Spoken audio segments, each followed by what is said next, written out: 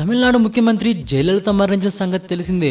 అమ్మగా తమిళకు దగ్గరైన ఆమె తీవ్ర జ్వరం, డిప్రెషన్ కారణంగా సెప్టెంబర్ 22న చెన్నైలోని అపోలో ఆసుపత్రిలో చేరింది. అయితే ఆసుపత్రిలో చేరిన తర్వాత అమ్మను అనేక ఆరోగ్య సమస్యలు చుట్టుముట్టాయి. అమ్మ జయలలితకు 75 రోజుల పాటు చికిత్స అందించేందుకు చెన్నై అపోలో ఆసుపత్రిలో 80 కోట్ల రూపాయల బిల్లు వేసిందట. దీనికి ఇతర ఖర్చులు కలిపితే బిల్లు పెరుగుతుందని చట్టం ద్వారా వెల్లడైంది. అమ్మ ఆసుపత్రిలో ఉన్నంతకాలం భద్రతా కారణాలతో అపోలో 2 అంతస్తుల్లోని 30 గదులు ఖాళీగా ఉంచారు.